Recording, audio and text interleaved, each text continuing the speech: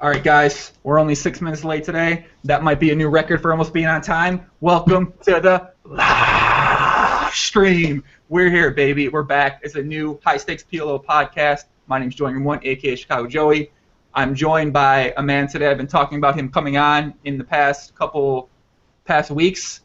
He's kind of a mysterious person. He's a little bit unknown in the regular poker world, but he is getting known if you play on PokerStars. I'm sure you've seen him around. His screen name is MDUczuczukwe, a.k.a. MDUczuczukwe. What's going on, buddy? Let's just say with MDU, it will be easier. Okay, we'll call you MDU for now on, okay? Yeah, I think it will be a simple way to pronounce it. Okay, so MDU is coming to us from a third world country that has a bad lighting, as you can tell from his video right now. What's going on, man? Welcome to the live stream, man. I'm happy to have you on. We've been talking about having you on for a bit. Oh, that's nice. I'm happy also. I had some kind of internet problems for the last 2 weeks, so it was hard to get here. But now I think everything will be cool. Yeah, I think you sound pretty good. Like I said, just maybe get a little bit closer to the microphone when you talk, because that with the accent and if it's a little bit lower, people have a difficult time understanding. And yeah, we are live streaming this, guys. We're in the live stream. Comments, questions, go ahead and ask them. I just want to say that if you didn't check out the podcast we had with Pratouche a couple days ago, check that out. That was great. Also, next week we're going to have Timex on, Mike McDonald, probably like Wednesday or Thursday or Tuesday. And we're probably going to have our boy Jungle Man back on. He wants to set the record straight in regards to his recent accusation of throwing chips in people's faces. He's a little bit tilted about that. So we're going to have him on. And yeah, man, so let's get into this. So this is, or I kind of lag. I might lag sometime. This is what we know about you, okay? You went from playing 25-cent PLO on PokerStars to playing 10-20, and now you told me you were not going to play 25-50, but you decided that you couldn't resist 25-50 when it's running. So tell us more about you, man. What are we going to know about you? It's not exactly true that I started playing last year. This is my second year on the PokerStars. But on the last year, I was grinding most of the time PLO 25-50, or even, yeah, I think most of the time PLO 50. I was like 500 buy-ins under EV during the whole year. At the end, I was playing PLO, shot-taking PLO 200. So I started the year from PLO 200. Later, I had like 100 buy-in downswing on PLO 200, and I started grinding money back on PLO 25. So you had started the year last year at 1-2, and then you were playing 10-cent, 25-cent. So take us what happens from 10-cent, 25-cent. How are we playing 10-20 and showing some pretty sick results? I get staked for PLO 100, I think in March, and in next 2 months I was playing PLO 500. At the end of the year, probably last 3 months of the year, I started shot taking at 10-20 because 510 wasn't running on stars too much, and I had 100 buy-in upswing for like first 3 weeks. So I guess somebody in the thread actually to have you on. I want to get this quote exact because it's a pretty great quote. Someone said, what country are you in right now? In Ukraine. You're in Ukraine? Yeah, so it's kind of close of war zone. So you literally might be in a war zone right now. Yeah. What do you do in Ukraine out there? It's funny. I started studying medicine here like 3-4 years ago, or even 5, and I quit it after 3 years to play poker for a living when I was shot taking PLO 200. So you started making some money and you're like, fuck being a doctor, I'm gonna play PLO? I just started to study because I doesn't know what I wanted to do in my life, and after 3 years, 4 years, I was like, I don't want to be a doctor. I need to figure out who I want to be. And I just started playing poker. I enjoy it really, really much. Interesting. So I guess you'll never go back. You have no plans of ever potentially going back to school to finish being the doctor? Now it's hard to go back to normal work after having like 100K months. Well, that's a common problem. Unfortunately, when people start gambling, they win a lot of money. They're like, well, I made this in like a month, so what I'm making like 2 years, so they don't get very, yeah, they kind of lose the desire to do that real job. Yeah, and the other problem is that I just don't like to be a doctor.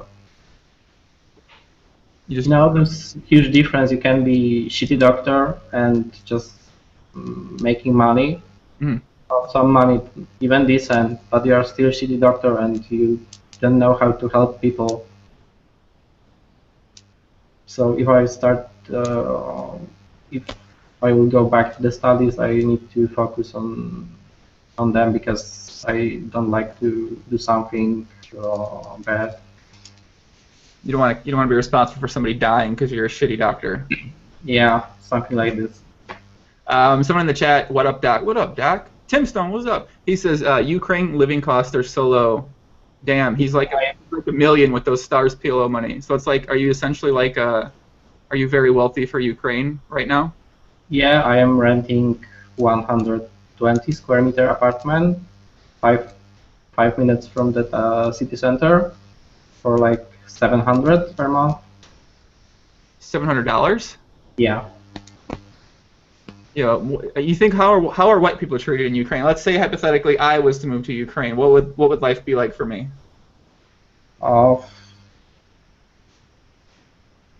It depends because raging is pretty cheap here. You can buy a bottle of vodka for $2.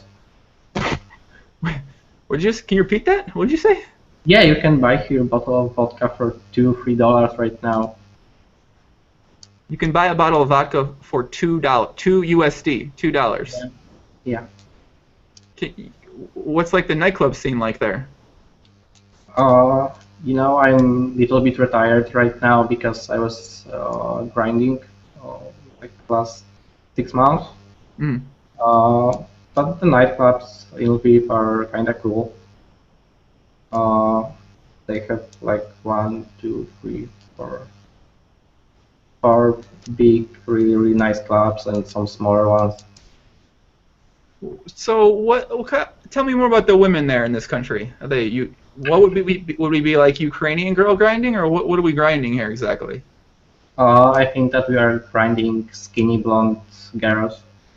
Tim Stone, Tim? I know Tim's watching right now. Tim, what are you thinking right now? You want to leave Thailand? You thinking about? Tim Stone said flights booked in the chat.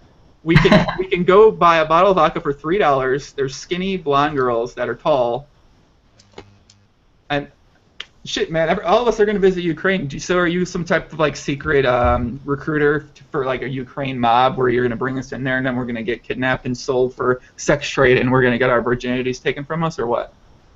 No, right now it's pretty calm here because I'm living near the Polish border, not near the Russian border, so it's 100,000 kilometers from the war zone right now. Oh, well, I guess that's good. Okay, I got the quote. So, Zispoli says, "Are you sure? Hold on. Are you sure that the same guy uses the account now?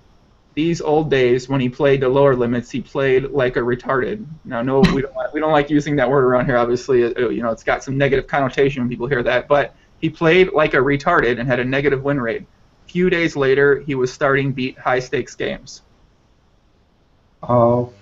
Yeah, I was running just really, really bad, and I have some tilt issues. I tilt really, really often. So when you are running bad, you are below the EV. It's not too hard. It's not hard to play like retard. And then a couple of our cheap people in the chat said it's the same person. He put an enormous amount of work into his game. I guess that's probably true, right? Honestly, I wasn't working much Off the table, I was just playing a lot of hands during the entire time. Interesting. So since you've gotten to the higher stakes, have you taken away from the table more seriously, or are you just kind of just playing and running well and kind of seeing what happens? Now, I think that I am learning much more just playing four-handed game with guys like Piutek, Durian, Odotsen, and I can just learn from them. I can just figure out some things just during the playing, because it's normal thing when you're just playing Zoom 2K with 20 people. Hmm. You're just autopiloting, but when you're playing with four really good guys, you know that you need to focus on the game. No, that makes sense. So I guess most people think that to get to that kind of level of the PLO right now, you really need to be putting a lot of work in away from the tables. But I know there's a lot of other regulars who are kind of like that, and it sounds like you're like that. You don't actually really do too much away from the table. It's just about kind of getting better in action and kind of remembering what you learned from that information. Yeah, I think the only thing what I'm doing off the table is watching videos. I had some coaching. I had 1 hour with Danfu like 1 year ago. Wait, our friend Danfu? Yeah. What is he teaching you how to see? Like, all right, so this guy's a -100 big blind loser. You want to sit to his left. Was that the extent of the coaching session or what? It was only 1 hour, and I think that was pretty cool. I think that he's really good coach, but he's retired right now, as far as I know. Mm-hmm. Yeah, I think I didn't know Danfu. Yeah, Danfu's probably now he's just he doesn't need a coach. He just has his seed script make him $1 million a month. So I don't think he needs to. Yeah, but Danfu thought one funny thing, because on the podcast he was talking about his win rate and that people should Respect him more. yeah, that people should think that he's good because he has good win rate. But this is not true. If I filter out games where I am playing six-handed, I am 20 BB per 100 winner in those games. So when you start ban hunting, it's easy to achieve 8 or 10 BB EV win rate. I mean, I would think that would be like you should, like anyone that plays PLO six-handed should understand that fact. Like if you're only playing in the Jesus seat on these people who are losing a decent amount of money in the long run, like you're obviously, if you're not winning in those games, you're fucking terrible for the most part. So yeah, if I filter out games where are four-handed, I am winning like 2-3 BB per 100. So if I play one third of my hands four-handed, my win rate is much lower than the 6 max win rate. So are you trying to focus on only playing 6 max now, or you want to get better at playing shorthanded as well? So you're working on that too. No, I am just playing when games are running. Yeah. I'm right now shot taking Zone 5K, and I'm sometimes playing it with 5, 6, 7 players in the player pool without one player. So how is the 2550? I already know the answer to these. I probably know the answers to a lot of questions because I do talk to you. But how are the 2550 Zoom action going so far for you? I think that I have good avatar star strategy. I put a lot of Odotsan into my avatar, so I'm running really hot right now. You put Odotsan into your avatar, and now you're running really hot, huh? Yeah, and I was like 7 BB above EV during 11K of hands. So that means you're up a very large amount of money at 2550 Zoom, it sounds like this month. Maybe win rate is not so high, it's like 1.7 BB. Well, that's pretty good. Mirko says the quality is very depressing. I think the quality on my end should be good. If you want to make the quality higher, obviously on YouTube, you can make the go to 720p HD. The mic on I think the mic on his end is a little bit better. We might have to have you lean a little bit closer though, just so they can hear you. Because Okay. I'm pretty sure our volume is probably 2 different levels. So. I'm just down the Skype because yeah. All right, and then obviously his microphone. You know, not everybody has a professional webcam. All right, we got to ban this guy. I haven't banned, dude. Oh my god, I'm so excited. I haven't banned somebody in like a hot second. All right, Mirko. Mirko, it was nice knowing you, my friend. You're gonna meet my friend Bob, the Banhammer. All right. What up, Ludwig, Poppy? All right. So actually, later on, guys, we got a couple PLO hands, high stake PLO hands that were played and posted in the high stakes thread. We haven't done this in a while, but we're gonna go over them because they're fun. Also, we're gonna do this now because I'm really excited. So we're gonna do a rap battle, MDU. What? We're gonna do a rap battle, me versus you. Okay. Okay. So the thing is, though, I prepared for this. I took 3 minutes of my time and I wrote down a rap for this occasion. And I gotta be honest with you, it's probably the sickest fucking rap anyone's ever written about PLO and the whole entire existence of PLO. So you're gonna go first in our game. Can I give up? No, you gotta. Okay. Okay. I'll go first, and then you can follow me. Okay. I just have to say this rap because it's awesome. Okay. Okay, come on. All right. I have to. Good old racist man. I have to put my.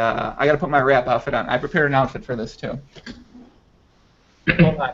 I gotta put my rap outfit on. My rap name is gonna be Poppy Jose. Okay. Hold on. You gotta choose a. You have to choose a rap name too.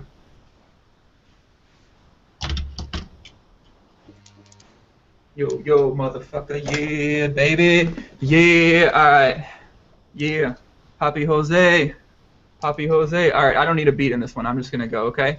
This is the High Stakes PLO podcast, listen real close, cause I'm giving it real fast, my name is Joe Ingram 1, aka Chicago Joey, when I wake up in the morning, girl, give me a blowy, after that, girl, let's go play chess, my big girl knows that I'm the best. If she 160 or below, you know she gotta go. You already know I eat sleep PLO. My guest today is MDUczuczukwe. I don't know how to say your name, so I just put a bunch of random letters in there. You know this boy don't motherfucking play. Shout out to the viewers in the live stream. When I sleep at night, PLO is all I dream. My favorite hand is 3, 4, 5, 7. My favorite hand sends all you motherfuckers to heaven. Reverse blockers, future blockers, I know all the theory. I only like my post-op lady boys Harry. Bang, bang, bang, bang, bang, bang, bang. All right, you're up. Let's go. No, this is pretty bad, so I don't even want to compete with you because I know that you will lose. No, there's no losers in this world. Literally everyone wins when we freestyle rap battle. Come on, I don't want crushing you. You don't want to crush me? Yeah. Oh my God! I like this guy's confidence. Hold on, I gotta take off this coat, dude. So let me tell you guys a story about this jacket real quick. I bought this jacket in Australia when I was raging one night from a guy for $1,200, and it's got like fur, and you rub your whatever. Who gives a? Who cares? All right. So you're not gonna do a rep. No, I don't want to embarrass you. You sound like Alex KP. Alex KP said that recently in a thread, and then you're so. Wait, are you secretly Alex KP? What? Are you secretly Alex KP? I don't know this guy. I don't read too much 2+2, so I just know that he's right now playing Zoom 500, and he's talking that he's high-stake player, but I don't even see him playing 1K or 2K this year or last year. But I know that he was playing some even 50, 100, 100, 200 back in the days. Yeah. Well, you just remind me of him because he said that he'd beat me in a prop bet too. Similar to what you just said, you'd beat me in a freestyle rap, but then of course he didn't want to step up to the plate. Similar to what you're doing right now. Yeah, but I'm just joking. It's not like I'm serious right now. It's not like I'm serious right now either.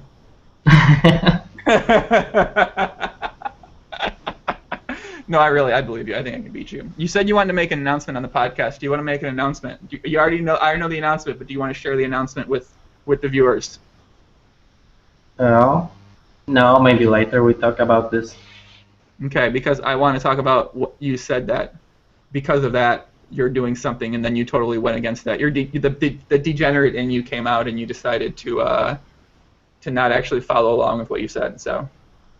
You know, about being degenerate, I think that I had huge problems with alcohol before the poker, and I think this is the reason why I am playing so much, because fuck, I forgot the word. Um, it's, if you are alcoholic and you are going into the new thing, it's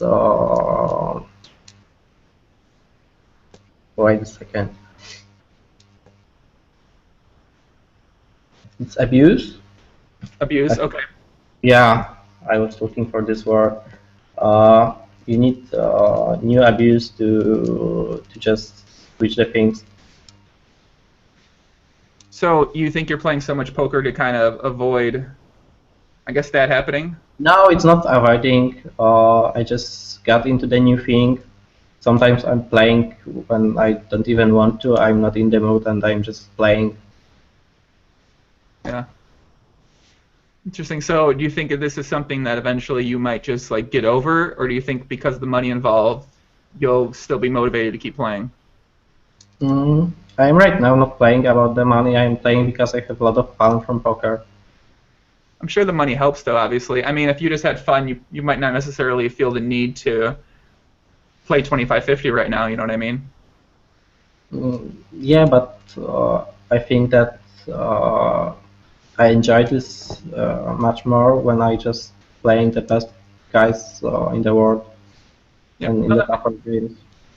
Well, that makes sense. I mean, you kind of, it's interesting. We have Dan Fu on, and then we kind of hear the other side of the spectrum with you. Dan Fu, I mean, he says he wants to play, but like mostly he's a bum hunter. And then we hear somebody like you say, no, I want to play, with the best players. I want that challenge. And it's not necessarily about how can I make the most money. It's just like, you're competitive. You want to see what you got.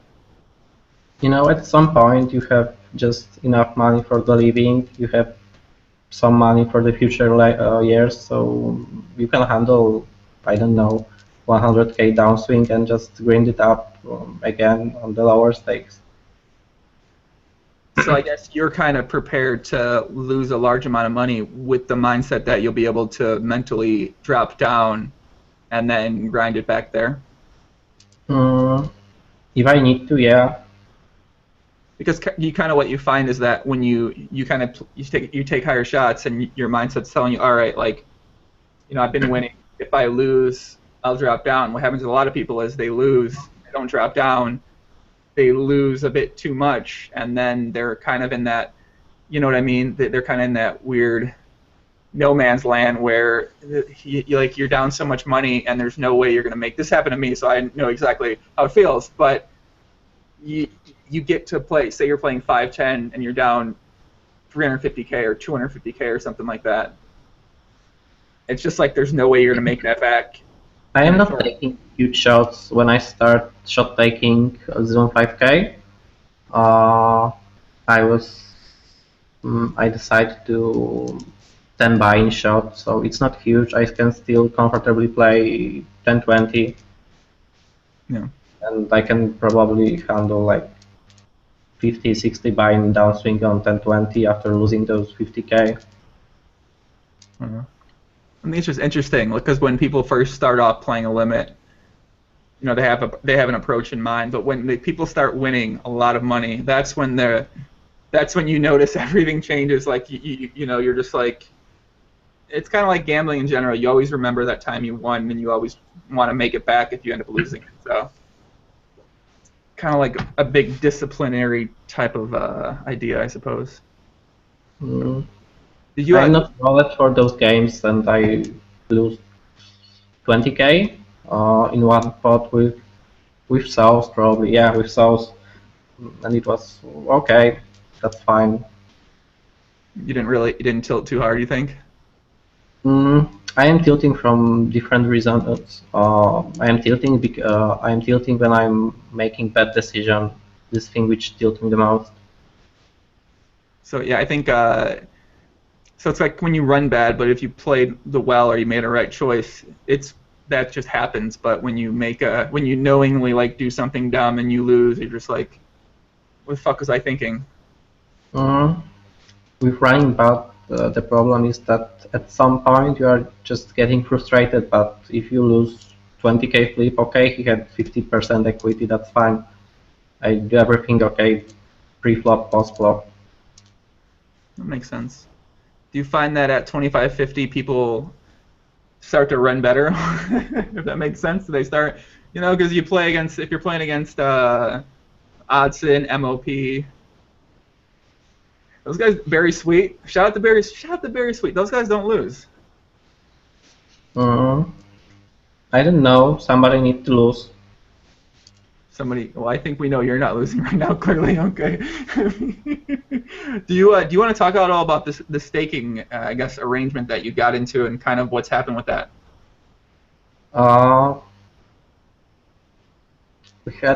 will talk about it really, really shortly. I get staked by some Polish guy, and he starts taking me for PLO 100, and we make one year deal with coaching. And after sending 2k, I went on huge upswing, and I paid him back like 120k after 4 or 5 months. And the problem is that the staking deal is for 12 months, and I need to pay him some amount of money for next right now 5 months from now. Wow. So, wow. So you made him 120k, and he lost 2k initially. So you made him 118,000, and you still are supposed to give him a certain percentage of your winnings, even playing 25-50 right now, and you're getting nothing in return from this deal. Yeah, that's right. Shit, man, you're like the dream scenario when people start thinking about staking. Holy fuck. So, I mean, I know obviously we've talked about this a bit, and you can talk about it if you don't want to talk about it. It's not a big deal. What's your approach going forward now? I mean, this seems kind of like a very unfair deal. Deal is the deal. I need to negotiate with him. We will see how it will look like. Keep us updated. That's fucked up. I mean, God, that's just crazy. So, man, that is just crazy. That's wild. I guess that's kind of why. I understand his approach, because if I will be in his shoes, I will make the same probably. Well, why wouldn't you? I mean, if this guy's saying like, hey, like, I'm not going to give you any more fucking money, and he's like, oh no, we agreed on this percentage. Obviously, it's in his best interest to stick to what was initially agreed upon, rather than saying, oh no, you're fine, just don't give me 100k potentially here. Yeah. Yeah, I mean, I guess it's in your spot. I'm not sure what I would do. I mean, I don't know. I like. It was hard to pay those 120k, so I'm happy that I've done that, because yeah, that's hard. Yeah, Macy K says, "What's up, Macy?" Macy's our Polish viewer. He says, "Is he a Polish PLO high stakes player?"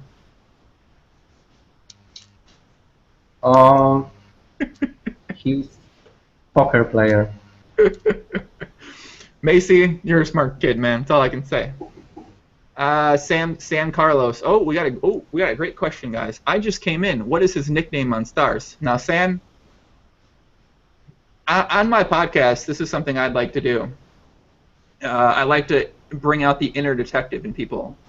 So I like to teach people how to really discover facts for themselves instead of asking questions. So I'm going to give you 35 seconds to potentially figure out the answer, and you get back to me to figure it out. So, DC says, "What's up?" He says, "How old are you?"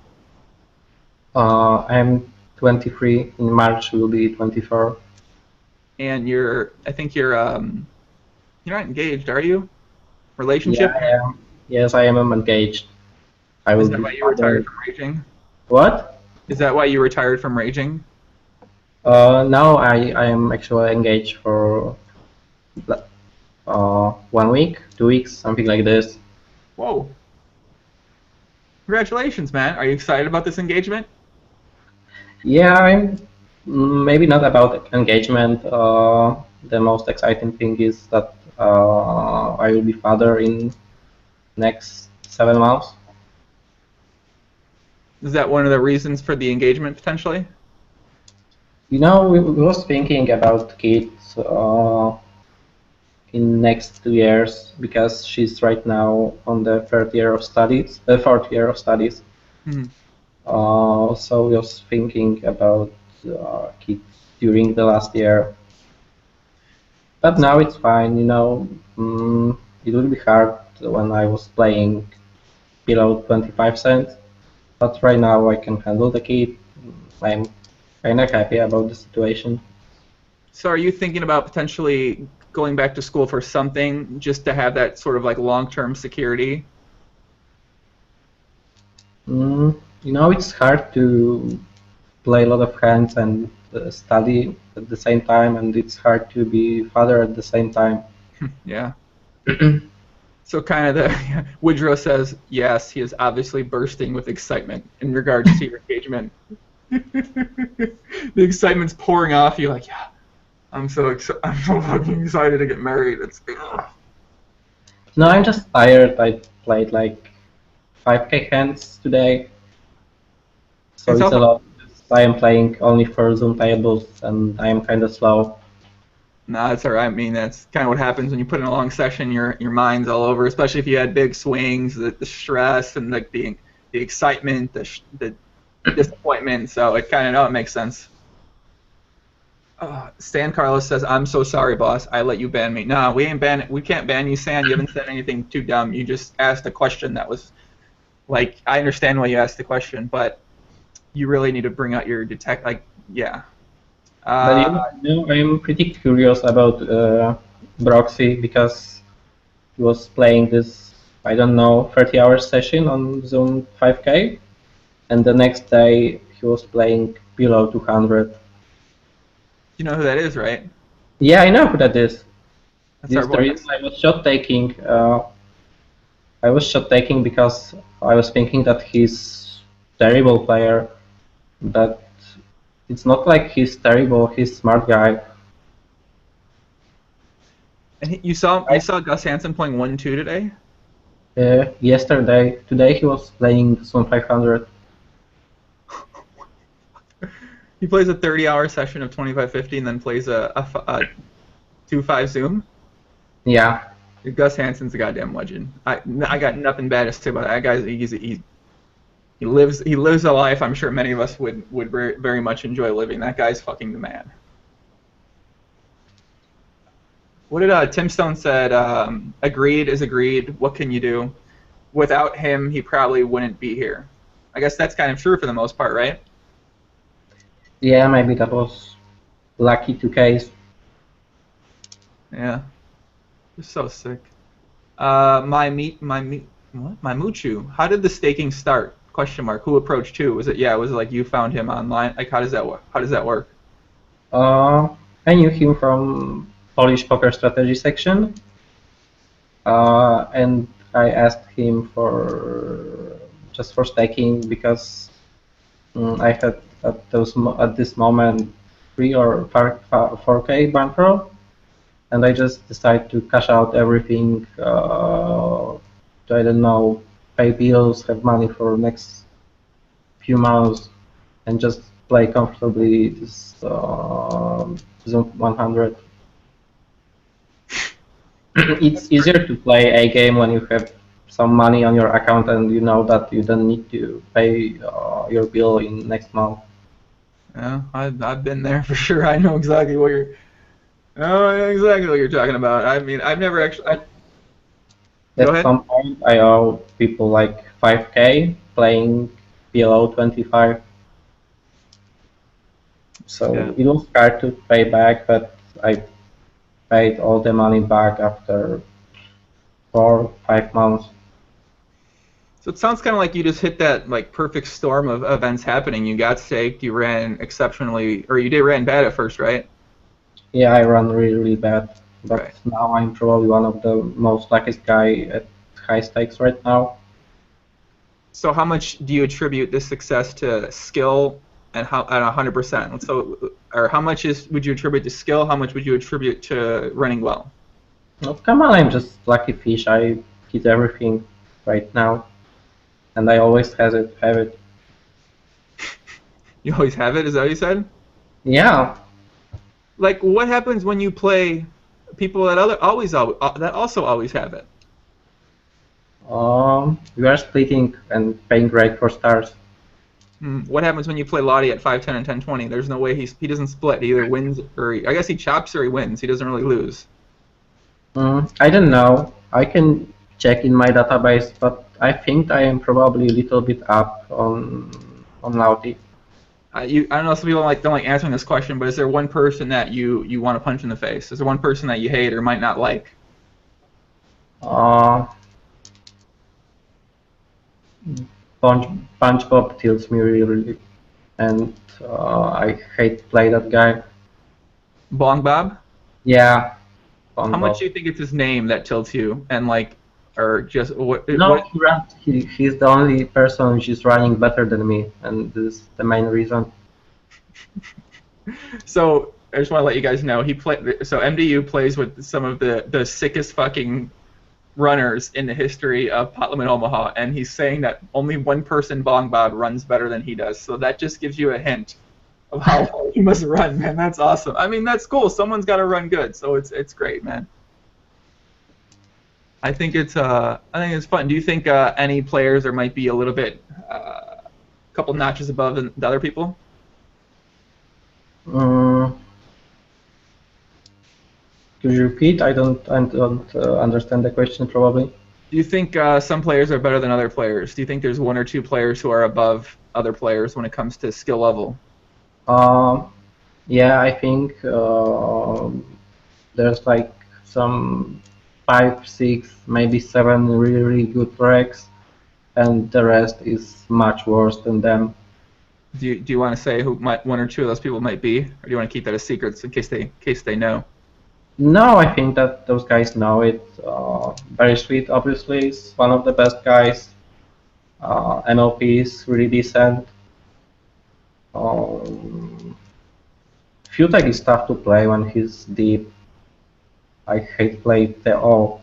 A funny thing about win rate, Isilron was huge loser at stars at the beginning because he was buffing so much, but he's really tough also when playing deep. And I hate playing lineups with Isilron, Futek, Lauti, and 20R start and Scareboy. It's really tough. Sounds like a murderer's row right there of stars players, of PLO players. Vroom is also really good. I think yeah, Vroom is definitely right now in the top 5. You think Vroom's in the top 5? Yeah, I think that he's really good. I mean, you got to look at you can't look at the results for Vroom. His graphs literally go straight up. I mean, Russian PTR, which doesn't have anything, of course, not super accurate, but I don't think he's Russian PTR. I'm not using this site. how what? I'm not using Russian PTR, so I don't know how looks his results, but he's really tough to play. His graphs go straight up 1.3 million on Russian PTR. He seems to be really passive, but he knows how to balance things. You know how to play GTO. Interesting. I wouldn't. It's interesting. I've never quite heard or thought that about Vroom. I wouldn't say Vroom. Like when I think about who the GTO players are in stars, I wouldn't think like Vroom would be in that mixture. But that's interesting that you say that. Yeah, Vroom is really, really good. I think that really he can be one of the toughest wrecks right now. Interesting. So I guess we got Berry Sweet, MOP, Vroom. Who else did you say? I think that this is like those four guys are extremely good. We have some solid guys like Jeans, like Action Freak. I don't know who else. It's hard to win money from those guys because they are never stealing money. They are play always correct, but at the same time they are just tight, solid, maybe a little bit nitty. Yeah. And, and the third group is like guys which are like me, clicking buttons, spending money, and doing crazy shit. So I guess you'd group Oddson in the group that does crazy shit then. I don't know what about Oddson. He was playing, honestly, he was playing terrible last 2 months.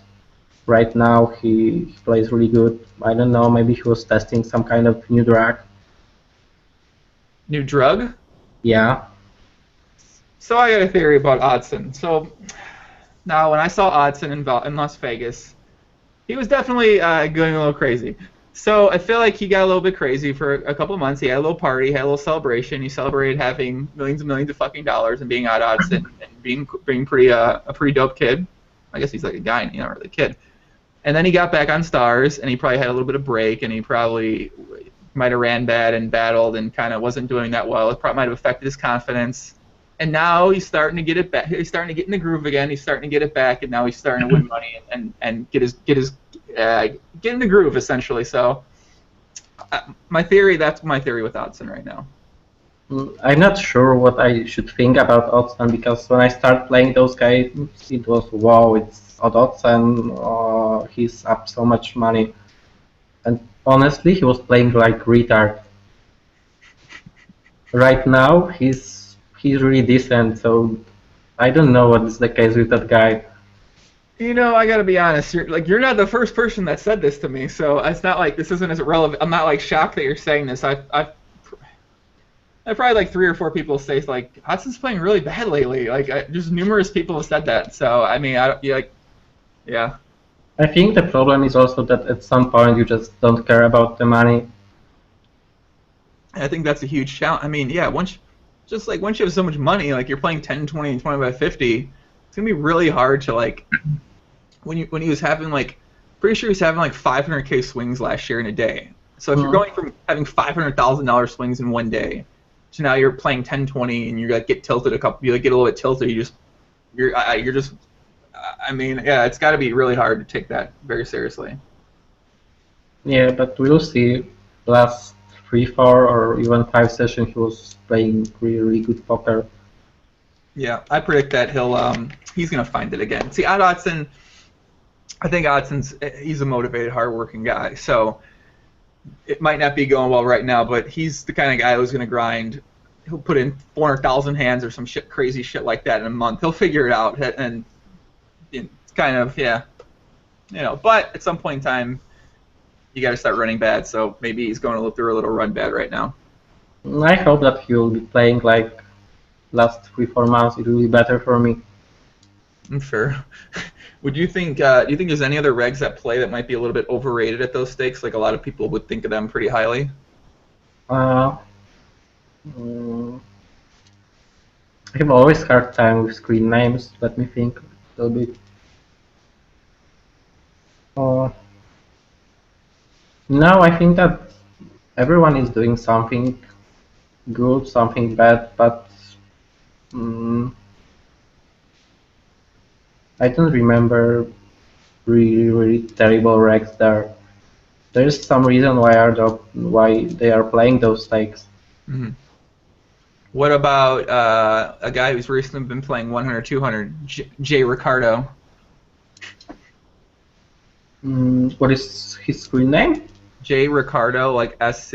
I think he played a bunch of 10-20. He played like he's not a regular. He played like 1 or 2 tables. He's kind of like a middling tier player. If there's 1 through 10, 10 being one of the funnest, 1 being like a good regular. He's probably like a 4 or 5 or something like that, I guess. Honestly, I don't remember the screen name. Well, have you seen the 100, 200 game he's been running on Stars? I was playing during that time, so I wasn't riling it. Are you thinking about potentially playing those games if the good run continues? Um, I'm not sure. We'll see. Because I think that um, it's hard to get into those games. You need to either start those games or seed script them, and I don't even know where I can buy a seed script. This is the reason why I'm not playing on Euro sites on 888, or I played like 2K of hands on regular tables at 3.6 plus.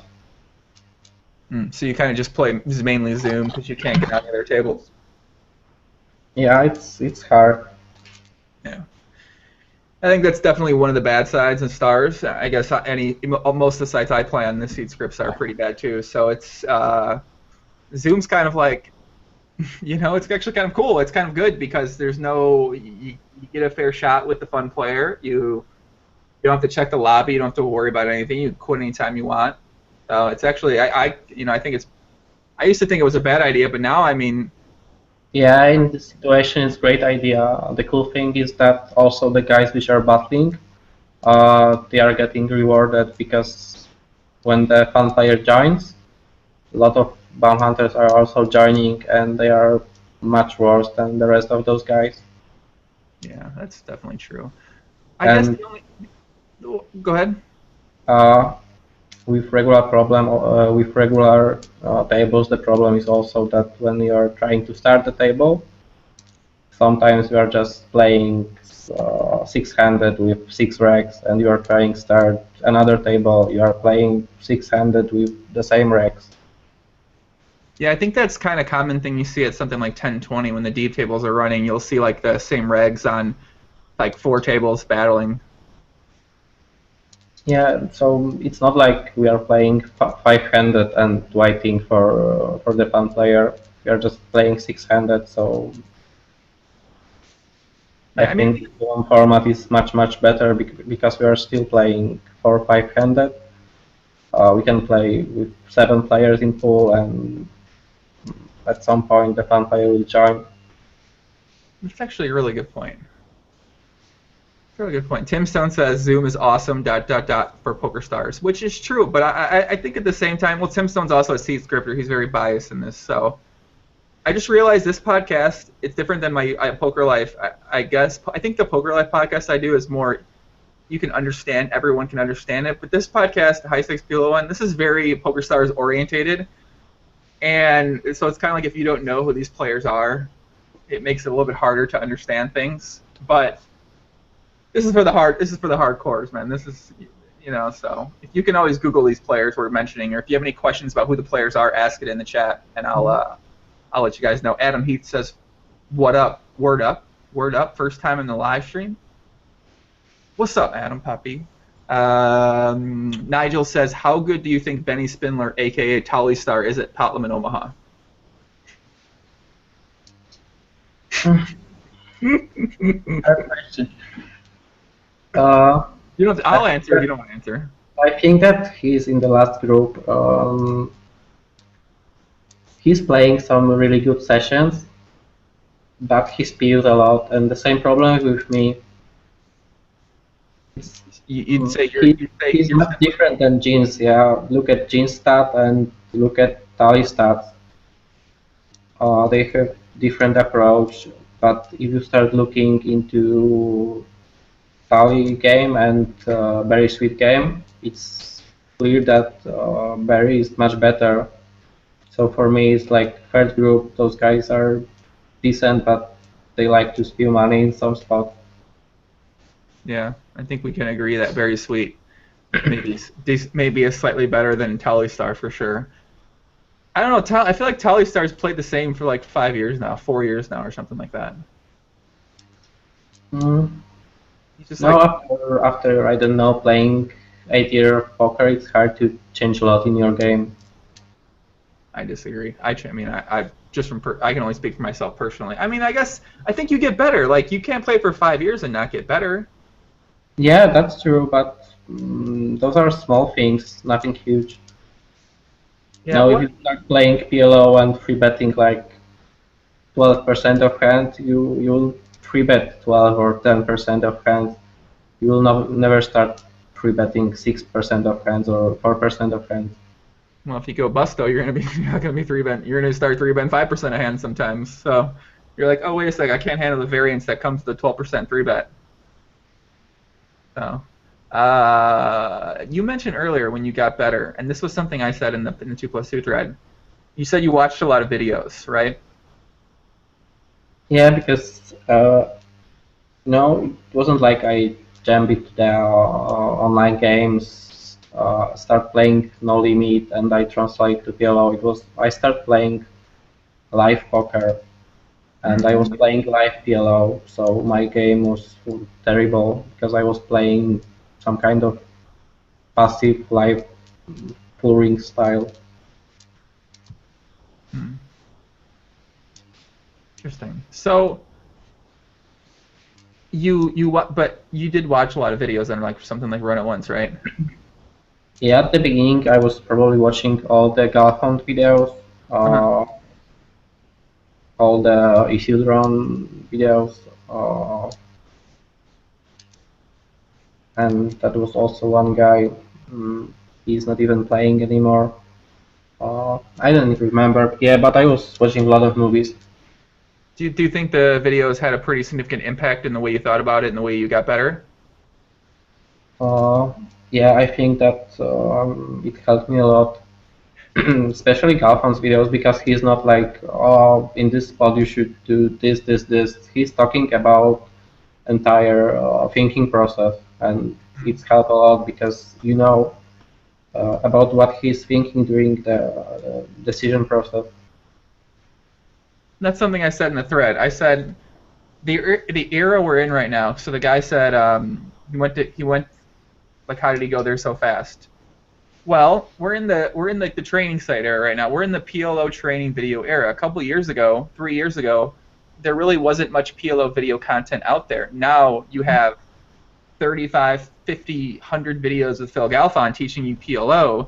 You have Isildur making videos. You have some of the top winners at the time when they're making videos. They're sharing this information with you. So if you're a smart guy who actually puts in the work and watches these videos and can apply it to your game, well, of course there's an opportunity to get a lot better at the game now than there was in the past. These guys are fucking telling you how to play. Like, oh, here you go. I'm going to make you 500 videos. I'm going to teach you how to play Pot Live in Omaha. Like, so it's just... Yeah, and another problem is that when you're playing 510 plus and you're making videos and somebody's watching it, it's hard to not being exploited. Good example is Jane Anders. At the beginning, I just raped him by hero calling in some ridiculous spots because I know from his videos that he was unbalanced in those spots. So I earned like 10k in 10 extra k because in normal situation I was just always folding the river. I mean, this is exactly the reason why I constantly say all my stuff.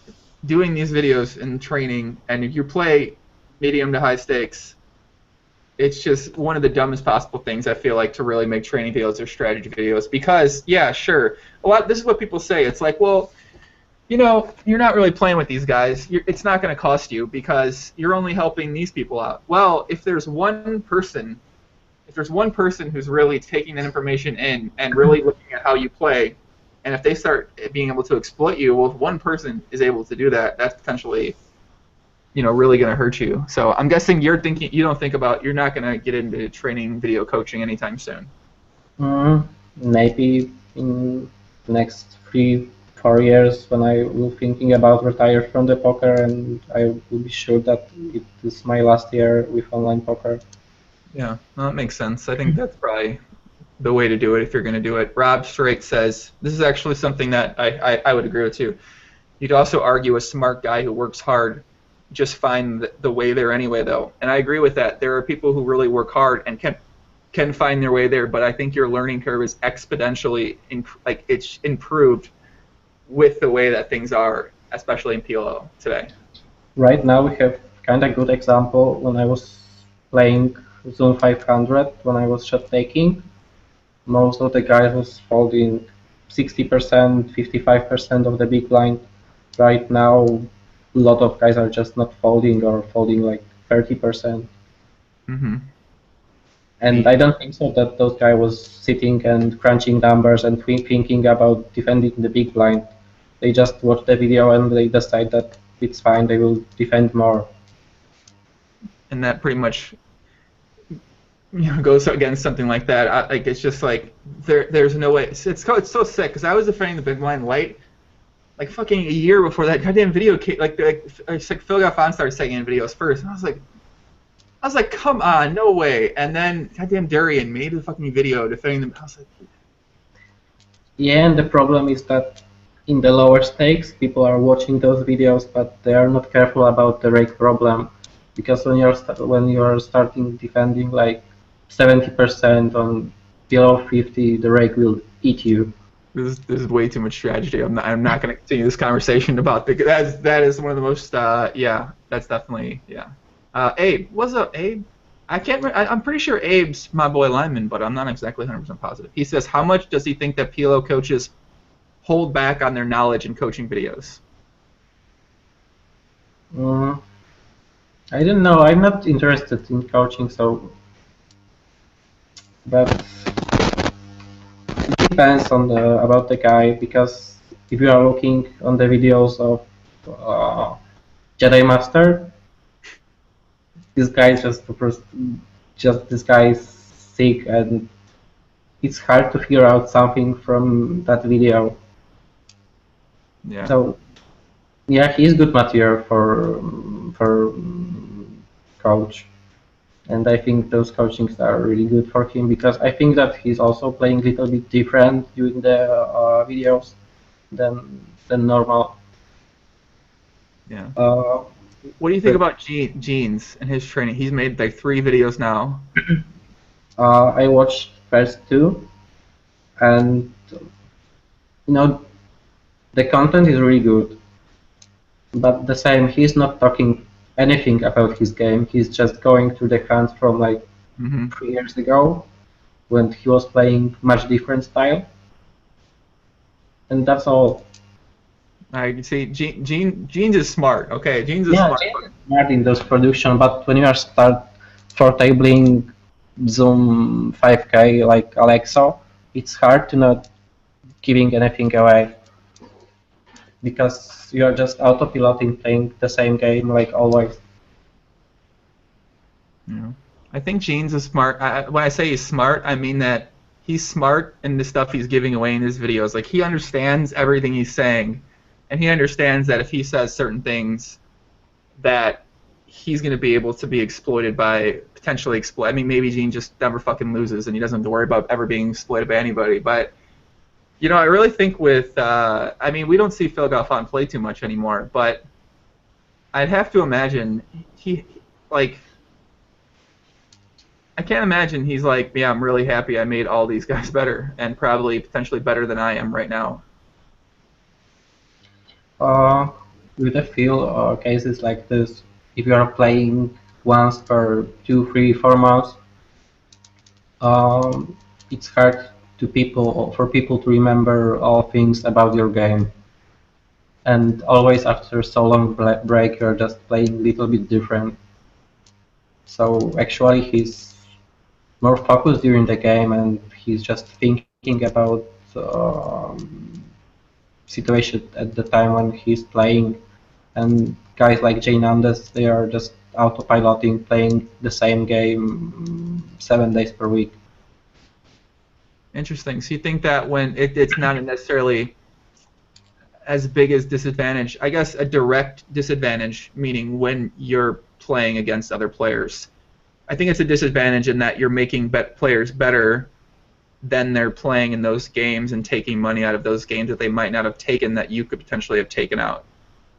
But when you're playing actually against other players who watch you play, it might not be a big disadvantage for him because he's thinking, I guess he's just thinking, his thinking's always improving in theory.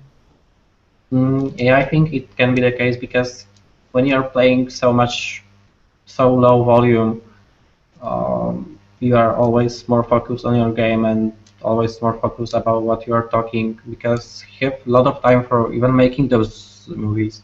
So he can go through the content, choose some sessions when he was just playing, I don't know, some kind of straightforward poker, talk about them, and later think what he thought. But when you start for tabling Zoom, it's impossible to play different and think about it for the entire month or year when you're playing every day. Mm-hmm. That's interesting. I'm sure Jay Nandes will probably watch. Jay Nandes enjoys watching the podcast, so he might. I'm curious what he'd have to say about that. You know, and the problem with Jane Nandes is that those videos are also really good, but he's giving away too much info about his game. That's what I told him. I was like, dude, you're saying way too fucking much in these. Like, I mean, he hasn't actually made any video recently, which. Yeah, Jane's really, really good coach because. Hold on, they said the sound. They said the sound got. The sound is gone. Hold on a second. The sound. Now? No, I can hear you. Oh, they said the sound. There it is. All right, the sound's back. Okay, let's go ahead. Go ahead. Continue on. Because Gene is making great movies, but at the same time, he's much different player in those spots. So you learn nothing about him. You just learn some kind of concepts, but you don't know how he plays. That's very true. Gene's hands are like pretty low. I mean, the first video he made, I was kind of laughing to myself because they were so like not Gene's. I was like, he's like bluffing in spot. I'm like, this guy Gene is not bluffing these spots, but maybe he's like got bluffing 1 in 3 years. What? He's bluffing 1 time per 3 years. Yeah. They said my audio's out. How my audio appears good on my side. You can try refreshing. Yeah, I don't know. Whatever. But because of those movies, I am trying to level out something. Because when he pots the river in spot when I think he's never bluffing, but he bluffed on the video. But I know that he showed it. So it's like level 3, he knows that I know. That's what I said. That's exactly what after I watched the first one, I was like, Gene's just trying to make you think he bluffs in these situations, and he's just not going to bluff you in those situations. He's like, but him just putting this out there in your head is going to make you think, oh, but like he's probably bluffing there like small percentage of the time, whatever. Okay. Right now, I know less than I knew before those movies because I am looking at those stats and I am looking at this movie and I don't know what I should think. That's what I'm saying. Gene's is a genius. That's exactly what he did this for. Some people are like really showing you how they play, and there's a guy like Gene's who's like, you're just confusing you more than ever. Yeah, and I think that, for example, Tapinasti, he's also a good player, but he also give up too much because of the movies, because everyone with Card Runner's subscription knows that how he plays and how aggressive he is and how often he just bluffs. Yeah, I think he still loves bluffing. I'm pretty sure. Yeah. After 2 movies, you know that you should just call free streets with any 2 pairs. That's all. You're gonna be making him a lot of money now. Okay, now people are gonna start calling him down at the 2-5 Zoom regs. They're gonna start calling him down, and he's probably gonna start having it all the time now. Let's see. Who we got in the told me that he will knit it up, and yeah, I don't think Billy can knit it up. I don't think he's got knit in his blood, man. That kid's he's a Finnish at heart. He's got to play crazy. Who do we? I gotta give some shout outs in chat. We're gonna go over a hand. I used to love doing this. Actually, I don't love doing it, but we have some fun hands played from the high stakes thread. We're gonna go over them. Who do we got? Denzel. What's up, Denzel? Papi, Jamal, Andre S, Rob Straight, Macy K, Fiending, Woodrow.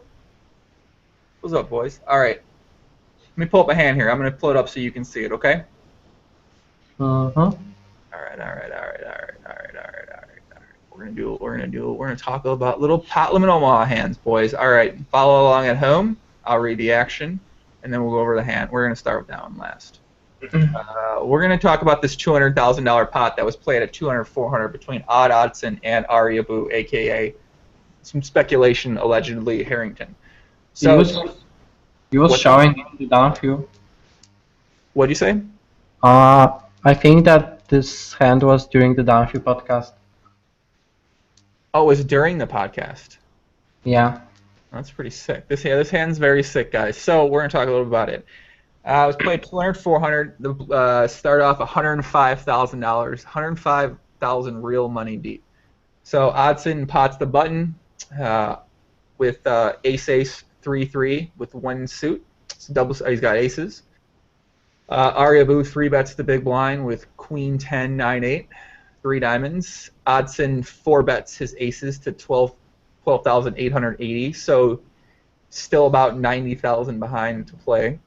And Ari obviously calls. He's got a pretty good hand, queen 10 8 9. The flops jack 8 4 rainbow. So they both flop a backdoor diamond draw. Ari Abu flops a wrap and middle pair. Oddson has future. I guess he's got reverse blockers to a lot of strong hands. Ari decides to lead for pot, which is 26,000. This is sick. This is a sick hand. And Oddson calls, waiting for a safe turn card. The turn card's the queen of spades. So the board is 8, jack, queen, 4, which is a very terrible card for Oddson. And Ari Abu goes all in for putting Oddson all in for 66,800. And Oddson tanked for a while during this hand. And he called with 0% equity for a $211,000 pot. He actually made 2 sets. It's kind of sick. Look at it. He made 2 sets. He made a set in the first round and a set in the second round. So I think all this hand, there's not much to say about this hand until we get to the, I guess the flop. The flop isn't like, the flop's not even that interesting, I don't think. I mean, I guess the flop is interesting. What do you think about this spot?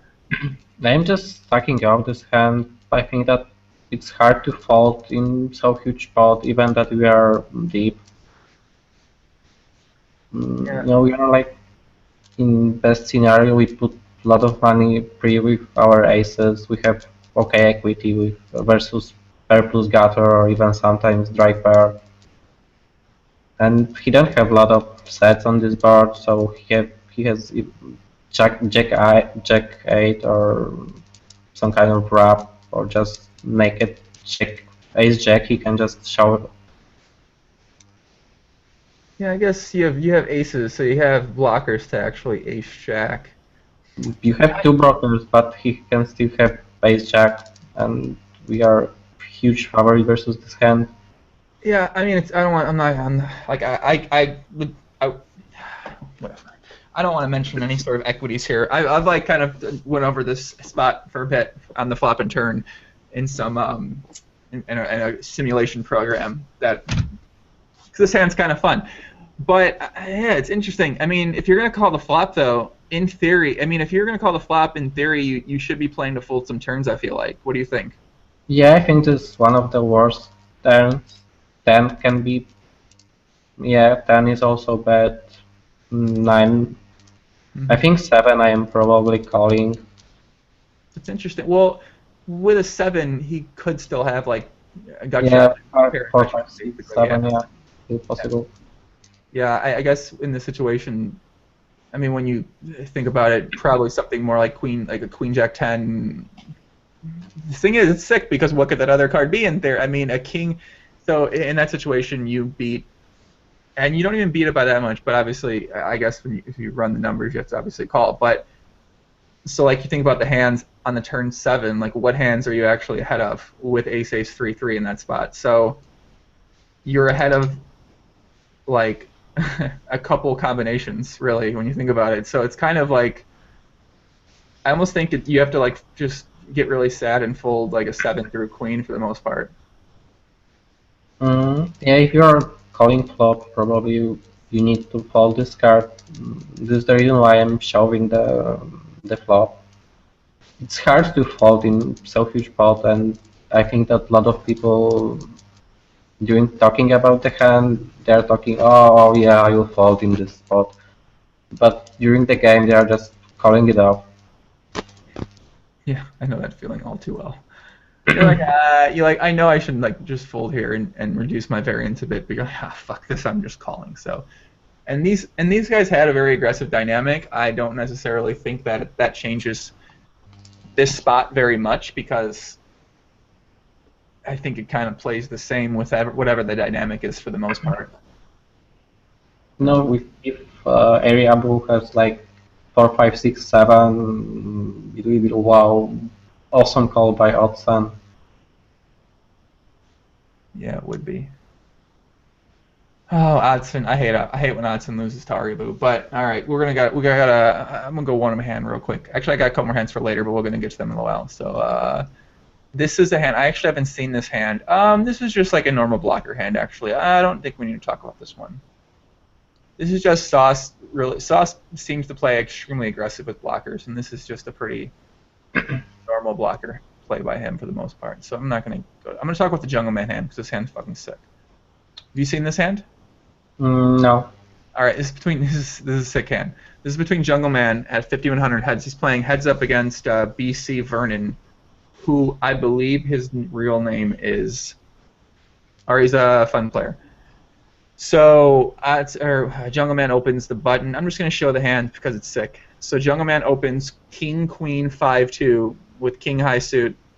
Gets 3-bet. That's a terrible hand. King Jack 8-5 with Jack 8 diamonds. What's happening here? Okay, BC what the fuck? What is happening here? BC Vernon 3-bets King Jack 8-5 Jack 8 diamonds. That seems like a non-good. Okay. Jungle Man defends. The flops 10-5-3 2 diamonds. So Jungle Man flops a backdoor straight draw, backdoor flush draw, and middle pair. BC flops Jack High flush draw, middle pair, backdoor straight draw. He decides to check. I think this is actually a good flop for him. Jungle Man checks. Turns a 9, brings a backdoor heart draw for Jungle Man, and makes a straight draw for BC. He decides to pot the turn, and Jungle Man calls with his picked up equity. The river's a 4, so it's 3, 4, 5, 9, 10. BC Vernon pots third pair, and Jungle Man calls with third pair, and they chop the pot. They both play a pair of 5s with a king kicker. Now, I don't know if there's much to say about this hand. What are your thoughts on this hand? I don't know. Maybe.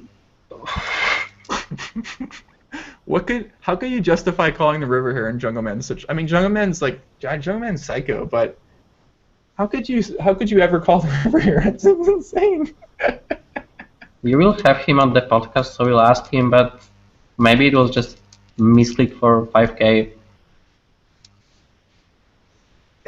Well, yeah. I mean, he does block. He really takes blockers seriously because he's got the 2 blocker. I mean, but he's losing to most of the bluffs. I wonder if BC bluffs a 9 here.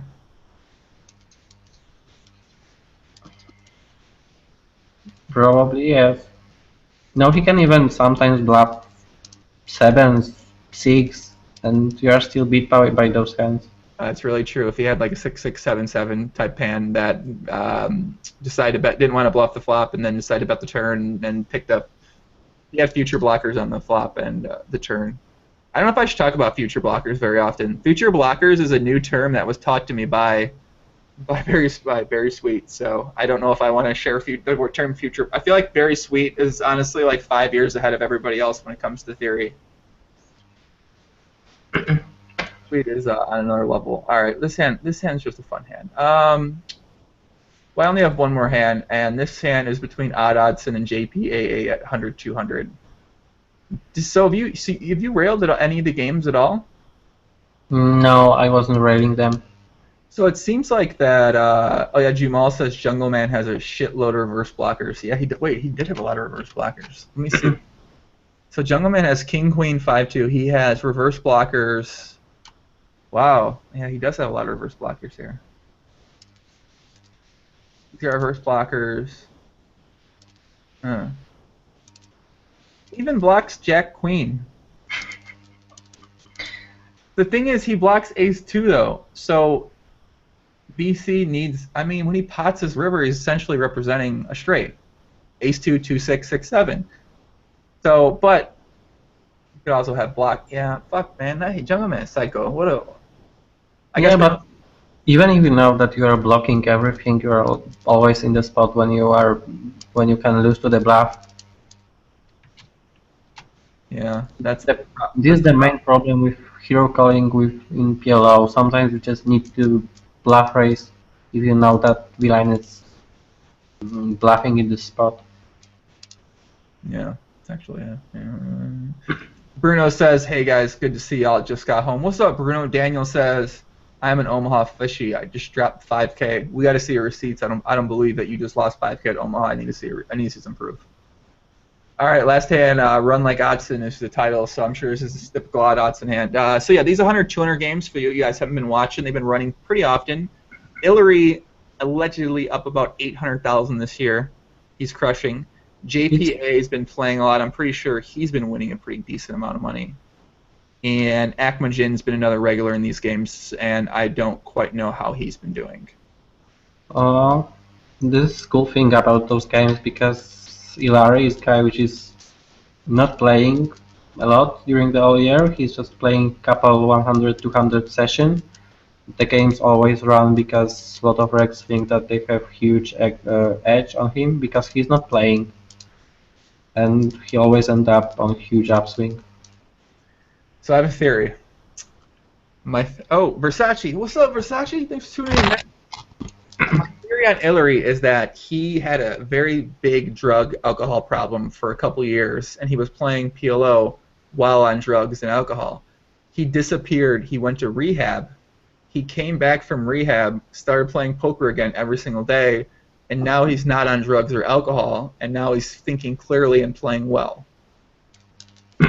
But you know, with alcohol is good to make some GTO stuff. You're always balanced after alcohol, and when you're sober, they don't know if you are right now drunk or if you are sober. I feel like he was just always fucked up. You know, I mean, some of the play we saw, maybe, yeah, maybe he's just thinking so he can just retain knowledge a little bit more now because he's not raging as much. I know that a lot of people just don't play when they are drunk, but when I am playing drunk, I had like 5, 6 really huge sessions, and I was up even in the best session 40 buy-ins at Zoom 500 during one drunk night. That's pretty sick. Does Hillary play in Blackhawk, Colorado? No? Oh, Hillary's from Finland, man. What do you mean, Mystic? Mr. Ocho Cinco. What's up, puppy? All right, back to this hand. I like that screen name, Mr. Ocho Cinco. All right, where do we go? Okay, here you go. All right, so, all right, 100, 200, about 40K deep between JP and Odson. So JP raises the middle position with Jack 5-2 double suited. Odson calls with Ace 4-3-8 double suited. The flop is very, very interesting. Jack 5-4 with 2 hearts. Odson flops a gut shot straight flush draw and nut flush draw. And JP flops top set with blocker to middle set and a blocker to a straight draw. Odson checks. JP bets 1,200 into 500. Odson check pots to 4,200. They're 200 big blinds deep, so $40,000 deep. JP 3-bets the flop. He pots the flop, so he pots it to 14,000. And Odson's out of position. He calls, so the pot is 30,000 going into the turn with a pot with about 24K behind. The turn is the 3 of diamonds, so Jack 3, 4, 5. So any straight gets there. And it brings a backdoor diamond draw. Oddson makes bottom 2 pair to go along with his straight draw and flush draw. He decides to go all in on the turn. And obviously Jay calls, and they run it twice, and Oddson makes a flush. God, Oddson runs so fucking good. Oddson makes a flush both times. Do we think this hand's that interesting, or do we think this hand is relatively sort of standard in a way? If you are Oddson, you are going always all in on the turn because you know that you will hit it. I mean, we joke about this, but this is the actual thing. When you have run good equity, when you just know like you usually make hands, you probably do things like this too, don't you? Yeah, Oddson just know that JP is not calling on the flashing card, so he's showing for value basically. So you think Oddson shoving his bottom 2 pair? Well, the flush didn't get there on the turn. The backdoor flush got there on the turn. Yeah, but you know, JP can easily hero fault on the river. Oh wait, because I am without glasses right now. Oh. Yeah, okay. So he had backdoor not flush on the turn, and I think that even now that you have huge suck out equity, it's to shove it. Yeah, I think this. I wonder what JP is 3-betting the flop with 200 big blinds in this situation. Because I mean, I wonder if he only has a set and only potentially top set in this situation, just because Oddson has the nut flush draw. So obviously JP wouldn't do this with the king high flush draw. So I don't know. I wasn't playing too much with JP. I think that he don't play too often 2K games. Oh, do we have a receipt? I think Danmer sent me a receipt. Hold on, guys. We got a receipt from Danmer. He said he lost 5K at PLO. Hold on a second. Let me pull this receipt up. Hope no porn doesn't come up here. All right, guys. Here's the receipt. I don't know if you can see it. It looks like Danmer played 262 hands. He lost $5,142. What the hell were you playing, dude? He's playing. What were you? What's this? What's this hand you play? Look at Danmer. Look at this fun player, the top hand. So he had ace, 9-5. He called. Did he call a 3-bet with ace, 9-5 and then called down on queen 10, 6, 6, 5? I guess that's normal.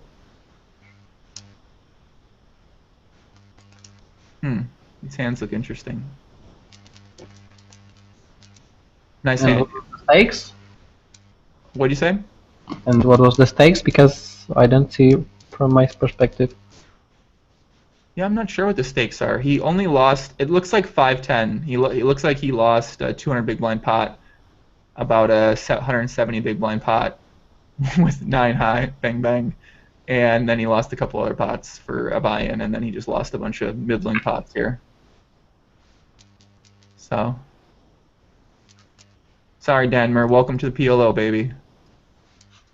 Welcome to the world, my friend.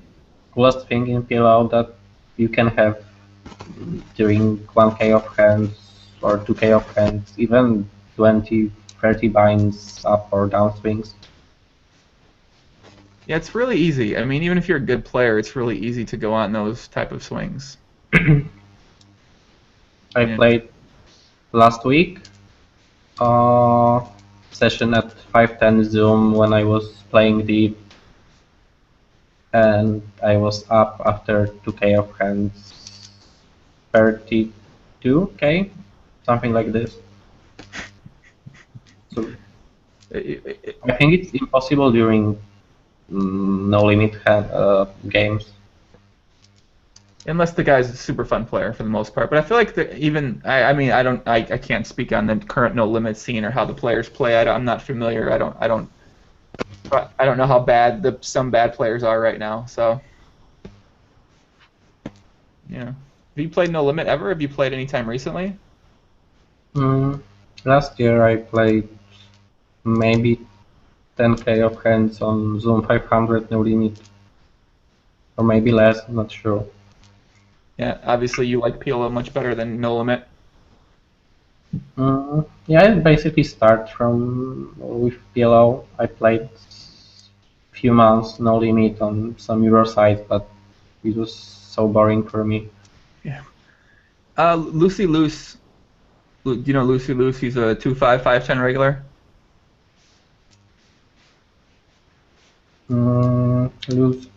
Yeah, I remember this screen name. He's grinding SNE right now. We're having a podcast soon. He asks, ask MDU what he thinks the biggest difference between 2.5 and 10.20 are. Biggest difference, you need to get used to play at 500 tables because of Zoom 500. You're always at full tables. You're playing always 600, and even with 10 guys in the player pool, it's kind of normal that you're playing for 500. I guess the dynamic probably pretty changes a decent amount compared 5 and 6-handed Zoom. Yeah, and the stats are in HUD are much different because when you're looking at those high stakes guys, wow, this guy is playing with VPIP 45. But if you look closer, it's not hard to play with VPIP 45 during 400 game. Yeah. I guess that. So you'd say that's the biggest difference. I guess. What would be the biggest difference in terms of player? I mean, obviously, I think there's a large difference in player skill level, but In PLO, the rake is huge case because okay, players are always much better at higher stakes. But when you're playing below 100, you're paying like 15, 16 big blind per 100 rake, and in below 5k, you're paying less than 1 big blind per 100. it's true. Even at So something like 2.5, starting for something, what? even for something like 2.5 Zoom, you're still paying like a pretty sick amount of rake. I think it's 4.5, and in Zoom 2k is less than 2 big blinds Yeah. per 100. I think that definitely plays a part in your win rate for sure. I mean, yeah. Fucking rake, man. God damn it. You just need to less that money in the game to be winning player, because to be winning player at PLO 100 you need to lot of that money in those games from fun players. But if you are playing 25-50, I think that it's easy for Very Sweet to just make money from me. So you think it's easy from Berry Sweet to make money from you? Yeah, I think with this rake it's not so tough because it's not like You're saying, okay. entire money is going under the table for poker stars. They are taking less than 1 big blind, so it's obvious that someone is winning 3, 4 big blinds more, 2 big blinds, even 1. Maybe that makes sense why some of the guys you see are such sick winners, is that they can be sick winners. It's more, I guess I don't say it's easier, but it's easier to have people that have these really sick win rates because the rake is that much less of a winner at those games. Whereas at 2.5 Zoom, you might not see anybody that's really like winning at a very good win rate, and it's not necessarily because those people are just bad or worse. It might be that the rake just cuts you down that much more. I think that if you are just playing regular high stakes game, it's hard to have huge win rate. But if you start bum hunting PLO 100 and you start bum hunting high stakes game, it's obvious that here you have some kind of fun huge loser player, and if you play with similar player at 2k, it's normal that you will make more money. More money in terms of big blind per 100, I guess, Yeah. from that standpoint. Do you think that Swain asks your views on people that say you cannot beat the rake at low stakes? No, it's not true. Uh, I don't want to lie to you, but at PLO 25, my win rate was something between 4 and or 7 big blind per 100. I'm not sure right now. Mm. How many hands was that over? 200k sample. Well, that's a fucking sample. Well, there you go. Or even bigger because I played lot of hands. On deep table, I was on deep tables at PLO 25. I was huge EV winner. I was running 10 BB below the EV, and I was still winning. Were you game selecting these games at all, or were you just kind of playing No, it? I was just playing. I was playing Zoom entire time, or I was just playing deep table. Well, I guess there's your. I mean, obviously, so when you think about it, right? So here you are, you're a guy that was beating these stakes, but now at the same time, a very short time later, you're beating 1020. So obviously, you were probably pretty good compared to the average regular at those games. I think that the best thing for me it was when I was on huge downswing, because when you are running bad, when you are running good, you don't care about improving, you don't care about good plays, you're just happy because you always win at the river. But when you run like shit, you just think what you can make to be better and to win more money. You know, that actually kind of goes with a theory I have, which is that, or I guess it might be a theory for me. I play a lot more when I'm losing. So the only time I'll ever have a 30K day now is if I lost 30K the day before. It's kind of like I won't. Yeah, it's similar to that. Like when you're winning, you're not trying to get better. When you're losing, you try to work on your game more. Yeah, the lose always motivates you, but when you are winning, you're getting lazy at some point. That's me right now, man. Extremely lazy and unmotivated. I was gonna say, I almost like. I don't know. I kind of like the grind up. I almost like having that like 40K roll, and you're like, fuck, man. If I don't make some money, I'm gonna have to like rethink my approach on the game and about life and stuff like that. Do you think that you're going to have that problem being motivated as you continue to, I mean, hopefully you continue to have success? Do you think you're going to run into that problem? It sounds like you don't have that problem right now. I think that the kid will be huge motivation for me, because right now I know that at the end of the year I will have no time for grinding Supernova Light, so now I am trying to make as much as I can PvPs for next 6-7 months. Are you going to try to get Supernova Elite done in the next 6-7 months too? Maybe not done, but I want to reach like 800k, 850k. Well, people are going to be seeing a lot of you then, it sounds like. This year I played 14 days and I make 100k PvPs, so it's not so tough. Wait, how many hands did you play? No hands. I played 14 days or 15 days. Okay. I thought you said four. I thought you said hands. It's like, wait, that doesn't. I thought you said 14K hands and you made 100,000. I was like, what the hell?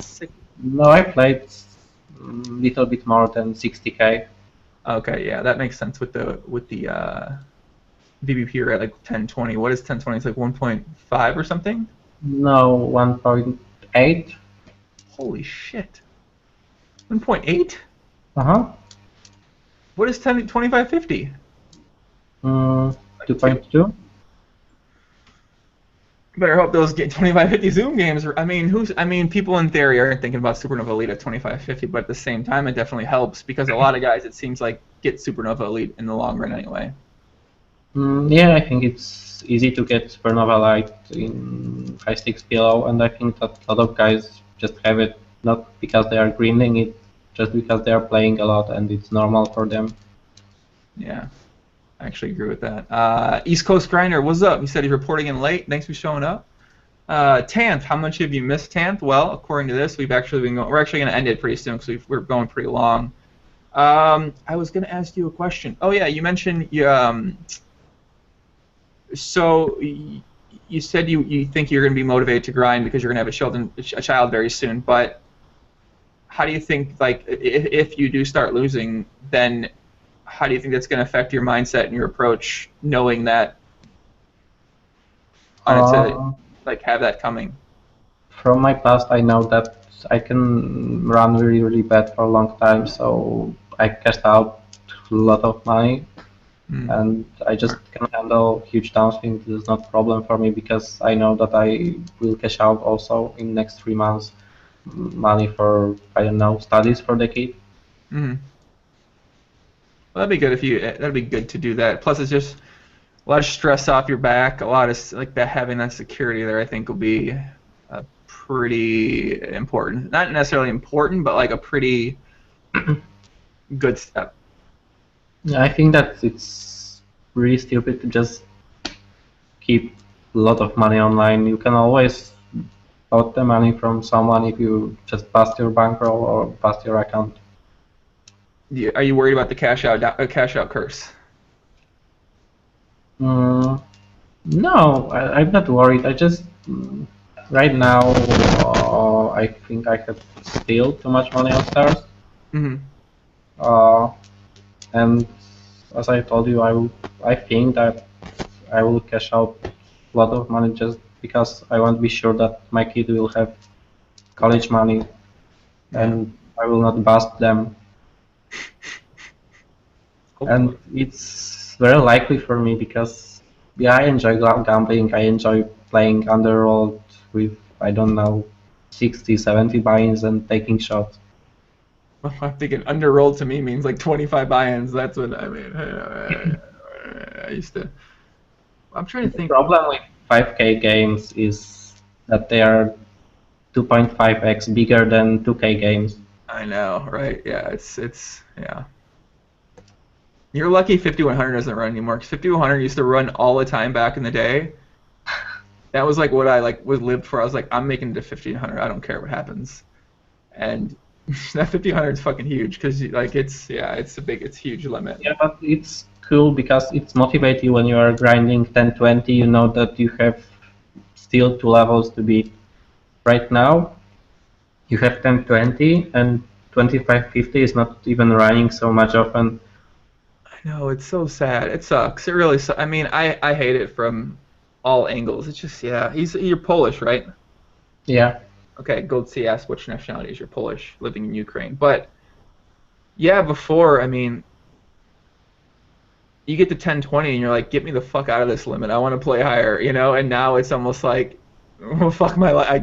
This is as high as it goes. 2550 Zoom has ran for like 2 weeks out of the past. Like, I mean, I've never seen it running. Every time I've like looked at the lobby or watched railed some action, I've never seen that running, and it just seems like it started running this year.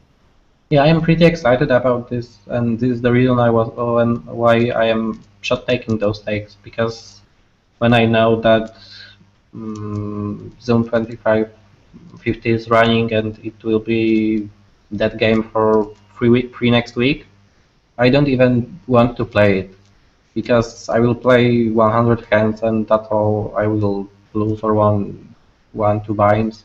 Mm-hmm. But now it's running every day, so I can just try to put volume and quit after losing 10, 15, 20 buy-ins. Mm-hmm. It'll be exciting to see how it goes. I'm anxious to see the action. If anyone has any questions for MDMU, go ahead, ask them now. Rob said, unrelated to Mr. MDMU, but are you going to mention the Donger Kim versus TC from the UB challenge? I mean, I don't have much to say about it right now. I'll probably do a live stream by myself, railing some action tomorrow or Saturday, and I'll talk about that the high stakes heads up no limit challenge between Big Dick Donger Kim and TC from the UB. Looks like that might happen. I'm not sure, but if it does happen, we'll be live streaming it. So you don't read 2+2. You said much, right? Yeah, lately I start reading it 1-2 months ago, but only PLO threads. Yeah, so this is basically, there's these two, high stakes heads up no limit has this ranking system, and I did a podcast. Yeah, I know the TC from your big guy. He's playing also PLO. Yeah, he wants to get better at PLO. He told me. Yeah, he like ranked himself third, and Big Dick Donger Kim he ranked him 4, and Donger Kim challenged him to a like a 5100 showdown with a like a 50K side bet or something like that. So It's cool that those guys want to play with each other. It's always exciting. yeah, it's definitely not like PLO at all right now. Yeah. A lot of the guys of the Know It world, they're all very old. They're very old school mentality, meaning they're like kind of ego driven and they're very like they want like there's a lot more battling. Whereas at PLO, I feel like the guys at the top of PLO now, for the most part, are a lot more reserved and laid back people who aren't necessarily like that. They're probably ego driven to some degree because you have to be at heads up to be successful, I think. But they're not. It's not as on the outside as some of the guys in the no limit community right now. In PLO, they're still battling, but at much lower stakes. I think that a lot of regs will play with anyone at 10-20. That's true. There are a lot of regs who pretty much play. I mean, because well, it's also the highest stakes, so it's kind of like when you get like you get Barry Sweet put in volume there, like who he's gonna play with anybody. He doesn't care. He's got like $25 million, something like that. So Barry Sweet's awesome. Goatsy says, what kind of sports or other activities do you follow outside of poker? I'm not active person. I enjoy watching blogs. 10 years, or maybe like this. In high school, I was more active. I was semi-pro in table tennis for What? That's 2 awesome. years. Yeah, I think table tennis is awesome game, but a lot of people don't even think how hard it is to play at even semi-pro level. What do you think in table tennis? Man, what separates someone who's semi-pro and somebody who's like officially like a really good pro?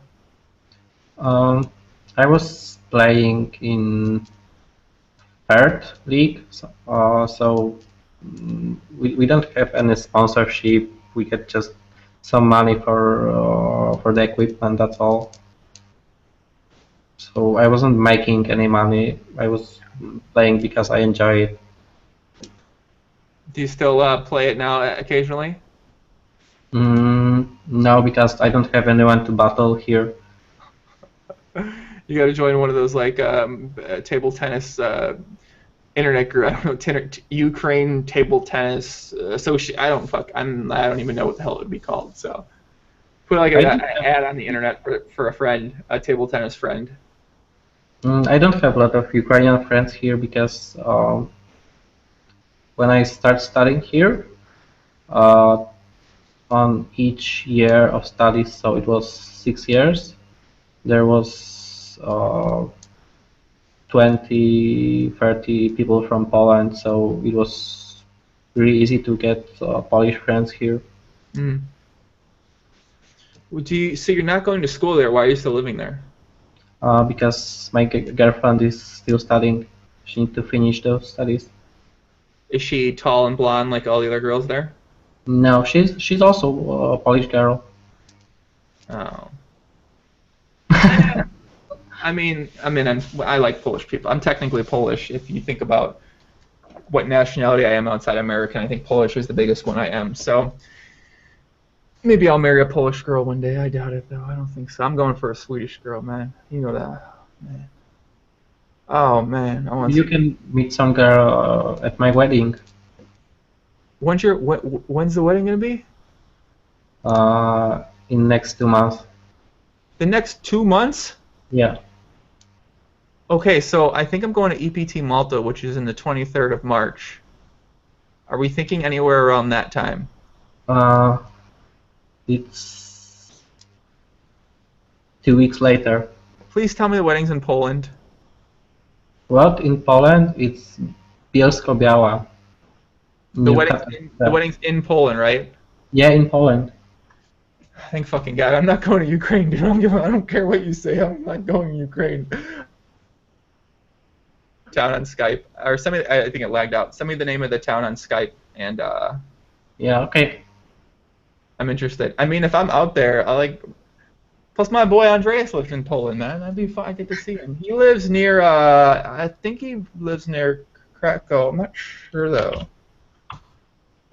What town? Let me see what town he lives near. He's one of my. I've known him for a very long time in poker. Andre. Oh fucking right. Whoa.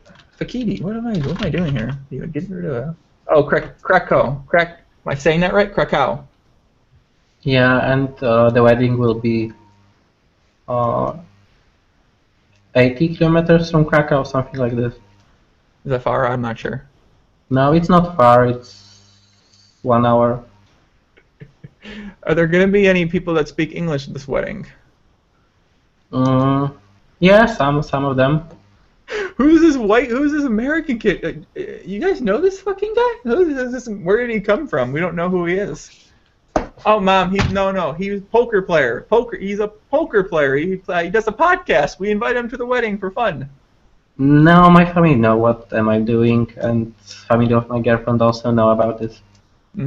Goatsy says, how good is your Russian? I don't speak Russian, I speak Ukrainian. A lot of people think that it's similar, but Ukrainian language is more similar to Polish. Maybe in this region because it's closer to the border, I'm not sure. That makes sense. I'm sure, yeah, I would imagine the border has to do a lot with it. I'm sure the people that are near Russia probably speak much more Russian. Yeah, and Lviv was Polish city for long time. Yeah. And then it turned into a Ukrainian city at some point in time? Obviously. After the war. Oh, okay, that makes sense. I'm not sure if this is a woman. I'd say it's like a less than 1% chance this is a woman in the chat. But Sabine, this can't be a woman, obviously. He won game of chess. That's true. You did win your game of chess then. If you ended up married to your chess partner. Yeah, we can say that. You won the game of chess, puppy. Yeah, all right, so this is the end of chess for me. That's really like sad. That makes me cry. I'm sorry. That's not like exciting news. That's honestly one of the saddest things. I'm fine with that. It's time to grow up. Well, I'm slightly older than you, so I'm gonna forget that you said that, and I'm not gonna remember that at all. I don't. To be honest, I don't like be single because for me being single is just drinking 1 month straight, to make 1 week break and drinking another 1 month straight. You sound like my friend Lex Veldhaus. Lex Veldhaus also loves to drink, except he hasn't retired quite yet. So. Yeah. I was during last. Let me think. 6 years. I was single for maybe 5 months.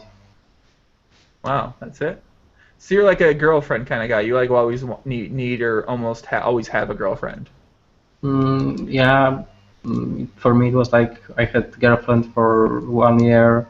We break up. I was raging for 2-3 weeks. I met another girlfriend. It was for 2 years. I was raging for 2 months. I met another girlfriend. Yeah, this is incredible. For those listening, this is one of the most incredibly un-GTO approaches you can take to raging. You do not meet women that you turn into long-term girlfriends raging.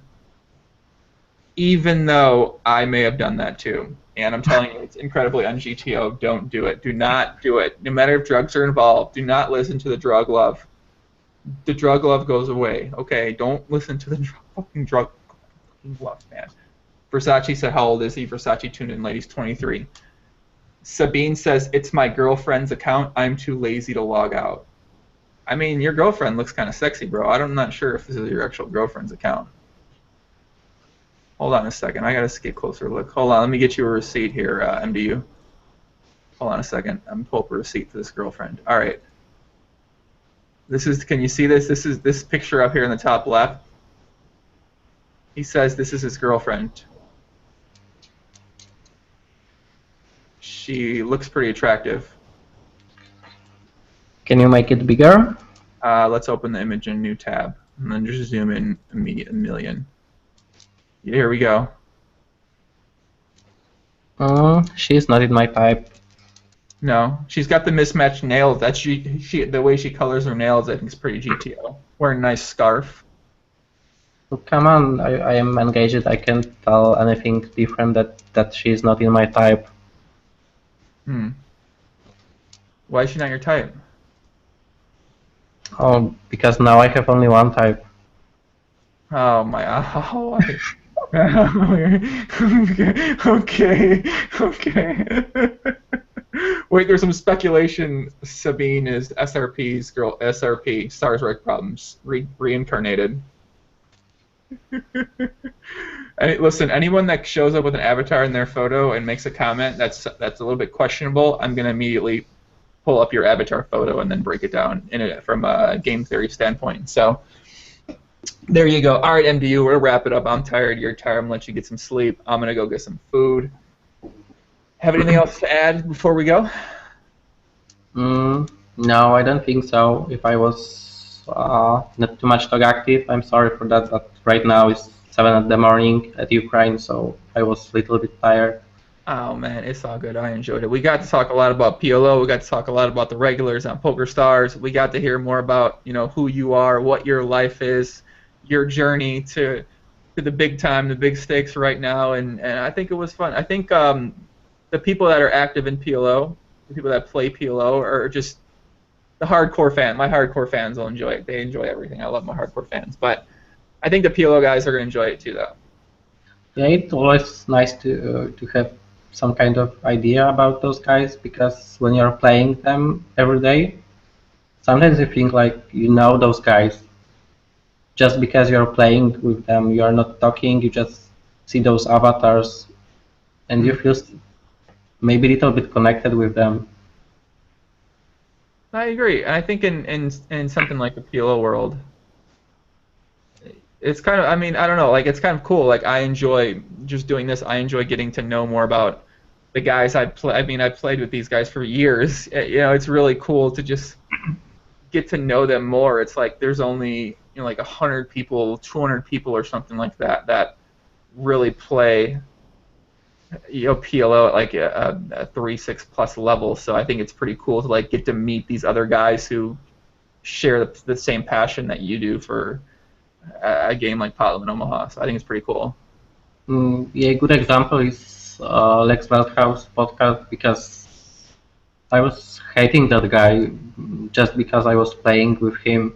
But after the podcast, it was, wow, this guy is really, really cool. Yeah, Lex is obviously incredibly dope. He's yeah. I love Lex, man. I'm gonna have Lex back on soon. But yeah, guys, all right, I'm gonna wrap it up. I'm like literally falling asleep. When I get tired, I just like start scratching my eyes and just like looking at the sky and stuff like that. So. Okay, cool.